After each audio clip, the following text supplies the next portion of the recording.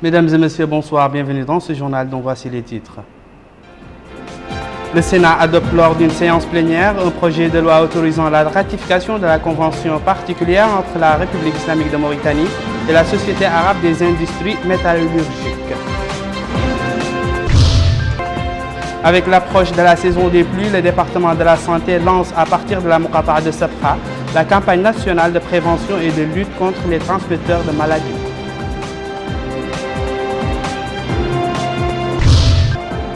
La Cour suprême annonce la parution du premier numéro de sa revue qui compile les arrêts de cette Cour. Merci de nous accueillir chez vous. Nous ouvrons ce journal par l'actualité parlementaire. Le président de l'Assemblée nationale, Mohamed Ould Bouhlil, a reçu aujourd'hui à Nouakchott la représentante spéciale du secrétaire général des Nations Unies pour le Sahel, Mme Hirut Gerbet Selassie, qui effectue actuellement une visite dans notre pays. Les deux parties ont passé en revue à cette occasion les différentes questions d'intérêt commun. L'audience s'est déroulée en présence de Mme Koumba Mar Gadio, coordinatrice du système des Nations Unies en Mauritanie.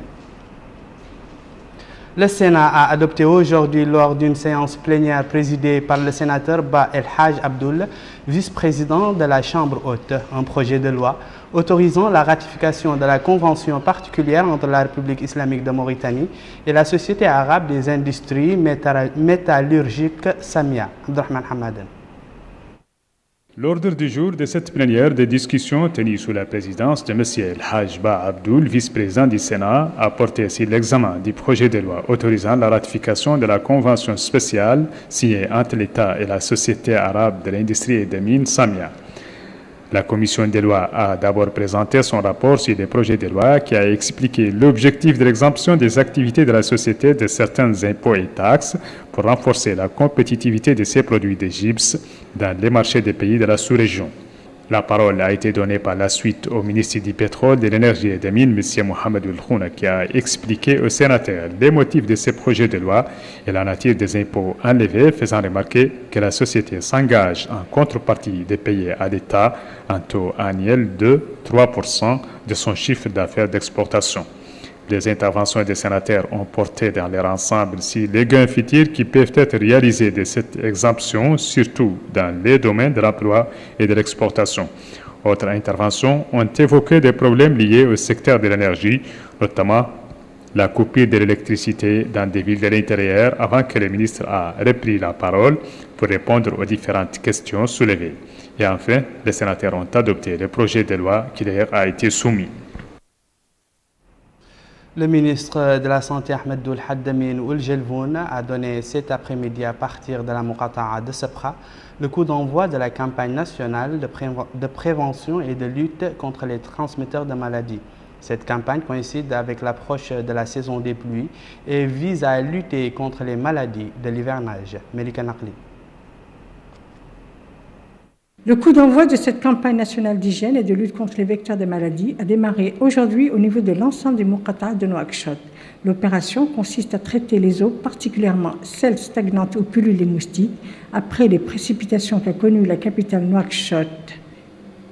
Les eaux seront ainsi traitées, qu'il s'agisse des eaux stagnantes par pulvérisation, mais également des bornes fontaines par l'eau de javel.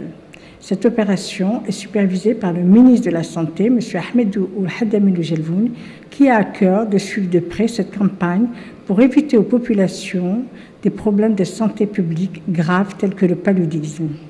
Le directeur du département chargé de cette opération explique en quoi consiste cette opération. Le ministère de la Santé, donc le gouvernement en général, a mobilisé des véhicules dotés de pulvérisateurs à moteur, mais aussi des pulvérisateurs qui sont transportés par des piétons.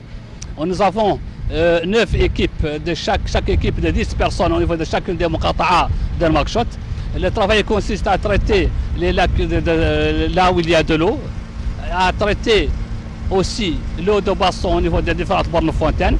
L'objectif visé est donc d'éviter l'apparition de tout cas éventuel lié à des vecteurs de maladies qui sont connus pour la saison.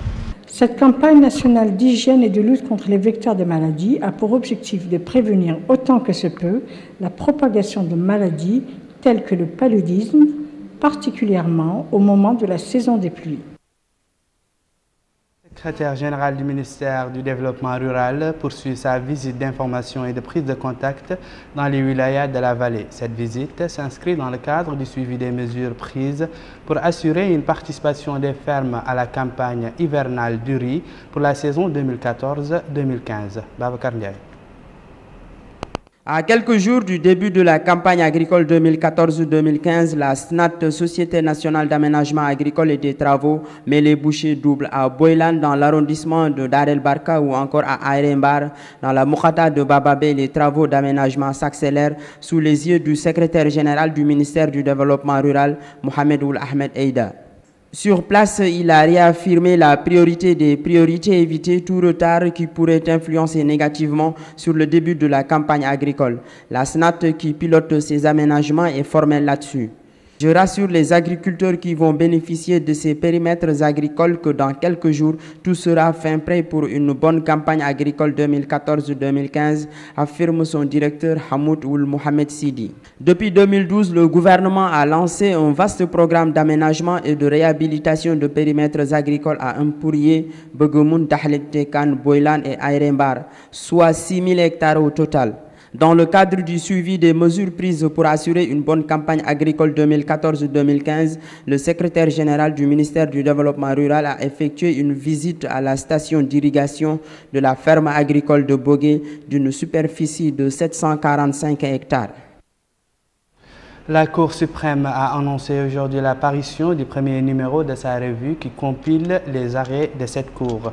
Le premier numéro opère une sélection des décisions marquantes de la Cour rendues au cours des années 2012 et 2013. Plus de précisions avec Aminata Khan. Apparition du premier numéro de la revue de la Cour suprême, une revue spécialisée dans l'édition des arrêtés de la Cour. L'annonce de la publication de cette revue intervient au cours d'une journée scientifique organisée dans les locaux de la Cour suprême sous le thème « La Cour suprême, instance judiciaire de contrôle des verdicts et arrêtés établis par les tribunaux ». Les participants à la rencontre suivront des exposés portant sur la rédaction des arrêtés, la traduction suivie dans l'élaboration des requêtes de la Cour de cassation ou encore les verdicts établis par les tribunaux de première instance. Ouvrant cette journée, le président de la Cour suprême, Yahvlo Ould Mohamed Youssouf, a indiqué que la publication du premier numéro de cette revue intervient au moment où l'absence de publication perturbe les décisions des magistrats dans leurs recherches, ajoutant que la revue sera une référence qui va faciliter aux magistrats leur travail. Le président de la Cour suprême a en outre souligné que la publication de ce premier numéro constitue l'application d'une partie du plan d'action mis en place par la Cour suprême en vue de réformer ce service. Notons que ce plan d'action consiste à la vulgarisation de l'esprit de responsabilité et de transparence, l'actualisation du site électronique en publiant les décisions et textes juridiques et les actes des séances. C'est dans ce siège que 15 magistrats ont participé à des conférences scientifiques à l'étranger. Dans un autre registre lié à la justice toujours, à Nouadhibou, les prisonniers de l'ancienne prison civile de Nouadhibou, située au centre-ville, ont été transférés vers une nouvelle prison, construite dernièrement dans la périphérie de la ville. Plus de précisions avec Moussa Ndiaye. Dans le but de répondre aux normes internationales des maisons d'arrêt, en conformité avec le respect des droits de l'homme, les autorités régionales de la wilaya de Dakhlet Nouadhibou viennent de franchir une étape importante dans la vie de pensionnaires au niveau de la prison centrale de cette ville, où le transfert des prisonniers a été fait en coordination avec les différentes parties concernées par ces dossiers. Cette nouvelle maison d'arrêt de Nouadhibou vient répondre aujourd'hui aux doléances des acteurs du secteur de la justice pour l'amélioration des conditions de vie des détenus. M. Mohamed Ali Ould Mohamed, directeur de la prison civile de Nouadhibou, a dit que toutes les dispositions ont été prises pour le transfert des prisonniers et l'installation des équipements nécessaires au sein de cette infrastructure judiciaire. Il a ajouté que le ministère de la Justice et l'état-major de la Garde nationale ont beaucoup contribué pour que les détenus soient non seulement en sécurité, mais aussi obtenir toutes les possibilités pour une vie digne. Il est bon de noter que la construction d'une nouvelle prison civile à Nouadhibou s'inscrit dans le cadre de la modernisation des infrastructures du ministère de la Justice dans notre pays. L'opération Ramadan visant à alléger le poids financier à travers la réduction des prix des produits de première nécessité se poursuit. Notre reporter Mohamed Abdallahi Ouleb s'est rendu à Dar Naïm et voici son reportage. À la Muqata'a de Dar Naïm, sur la route de la Résistance, se situe l'un des points de vente en demi-gros, supervisé par la Société nationale d'importation et d'exportation, la Sonimex. C'est l'opération Ramadan qui vise à atténuer les fardeaux des prix des matières de première nécessité. Là, on vend les produits alimentaires considérablement consommés en cette période particulière. Ainsi trouve-t-on le riz, le sucre, l'huile, les pâtes, les pommes de terre, l'oignon et les produits laitiers, avec des prix préférentiels. D'après cette acheteuse, tout passe dans de bonnes conditions. Elle a acheté rapidement ce dont elle a besoin grâce à la proximité des services. Elle apprécie la qualité des produits exposés. Ce consommateur dit qu'il est satisfait de cette opération en souhaitant l'augmentation de l'offre. L'organisation de cette opération semble efficace. Les consommateurs respectent leur rang pour être servis d'une façon calme. Le superviseur de cette foire affirme le succès de l'opération Ramadan dans cette Muqata'a. Ils servent 300 personnes par jour. Les matières sont disponibles en quantité suffisante. Selon le coordinateur de ces points de vente, il y a une grande différence entre les prix initial et les prix subventionnés, ce qui explique d'ailleurs l'affluence dans ces points de vente. Cette opération vient à point nommé pour accompagner les citoyens dans leur jeûne durant tous les mois bénis. Notons que l'opération Ramadan est lancée par le gouvernement mauritanien depuis quelques années. Elle mobilise 5 foires implantées dans toute la capitale. Celles-ci doivent renforcer un dispositif déjà existant, à savoir les 313 boutiques ML. Le wali du Tirizamour, Abdelrahman Ould Khatri, a supervisé aujourd'hui dans la ville de Zouérat le lancement d'une opération de distribution de produits alimentaires iftar pour la rupture du jeûne au profit de 21 mosquées au niveau de la cité minière. L'opération en question s'inscrit dans le cadre de l'aide aux jeûneurs que le gouvernement a pris l'habitude d'apporter chaque année aux fidèles des mosquées. Le démarrage de cette distribution s'est déroulé en présence des autorités administratives de la wilaya. Retour à Nouakchott où le mois béni du Ramadan est marqué dans la capitale par l'intensification des activités religieuses. Ainsi, la fréquentation des mosquées devient intense et chaque fidèle cherche à se rapprocher davantage du Créateur en multipliant ses bonnes actions. Cependant, certains comportements ne sont pas conformes aux préceptes de notre religion, tels que dormir dans les mosquées. Aminata Khan. La dévotion s'accroît en ce mois béni du Ramadan. En effet, pendant ce mois de privation et de prière, chacun tente par tous les moyens de se conformer aux prescriptions religieuses à travers ses actes.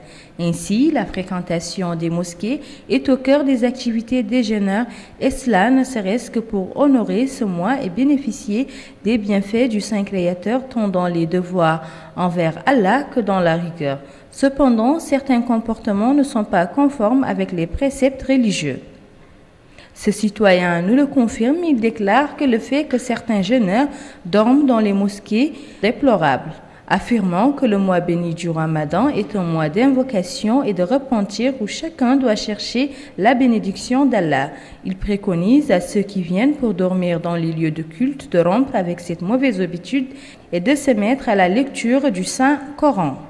Mois de recueillement, d'évocation et de prière, le mois du Ramadan est le plus sacré dans le calendrier musulman avec des bienfaits innombrables. Tout musulman doit en profiter pour avoir la grâce d'Allah. L'activité des partis politiques dans ce journal, l'organisation des jeunes du parti Tawassul a organisé à son siège dans la Muqata'a du Ksar hier soir sa 4e cérémonie annuelle d'Iftar. La cérémonie était marquée par la présence d'importantes personnalités politiques, des jeunes et des représentants des organisations non gouvernementales. Le président de l'association des jeunes du parti, Mohamed Fadel Boul Mokhtar, a mis en exergue le but de cette cérémonie. Une conférence animée par Ahmed Ouloudia a traité le printemps arabe et ses conséquences. Un groupe de cadres a rallié l'Union pour la République. C'était lors d'une soirée organisée par ce groupe qui se déclare initiative pour bénir le 2e mandat du président de la République. Cette manifestation qui s'est déroulée à Dar Naïm a été marquée par des interventions multiples des leaders du groupe. Les intervenants ont évoqué tour à tour les motifs de ce ralliement à l'UPR tout en appréciant les acquis réalisés lors du premier mandat du président de la République, Mohamed Abdelaziz.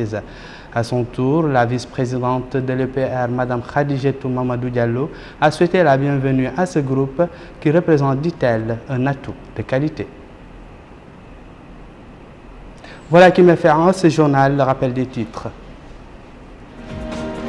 Le Sénat adopte lors d'une séance plénière un projet de loi autorisant la ratification de la convention particulière entre la République islamique de Mauritanie et la Société arabe des industries métallurgiques. Avec l'approche de la saison des pluies, le département de la santé lance à partir de la Muqata'a de Sepra la campagne nationale de prévention et de lutte contre les vecteurs de maladies.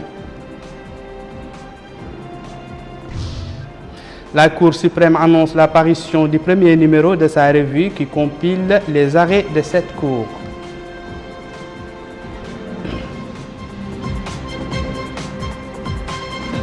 Voilà, merci de nous avoir suivis. Merci également de votre fidélité. Au revoir.